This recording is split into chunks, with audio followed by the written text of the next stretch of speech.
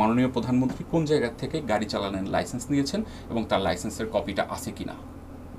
উনি প্রথমেই যদি ল ব্রেক করেন, এই কথাগুলো আমাদের বলতে হবে ভাই। পূর্ণ শ্রদ্ধা রেখে মাননীয় প্রধানমন্ত্রীর প্রতি পূর্ণ শ্রদ্ধা রেখে আমি বলছি, কারণ ইটস আ মেসেজ।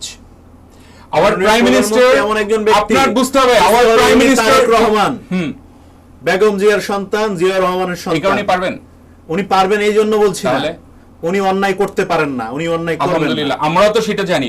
আমি এই কারণে তিনি গাড়ি চালিয়েছেন। ভাই আমি কালকে অনলাইনে অনেক কমেন্টগুলো দেখি, তো এখানে অনেক মানুষের কমেন্ট ছিল যে মাননীয় প্রধানমন্ত্রী যেই দৃষ্টান্তটা স্থাপন করেছেন, ফেয়ার এনাফ, এটাকে আমরা খুবই সাধুবাদ জানাই যে স্ত্রীদেরকে কিভাবে সম্মান দিতে হয় উনি শিখিয়েছেন। বাট ভাই নিন্দুকেরাদের কথা তো থাকবেই, সমালোচনার তো থাকবেই।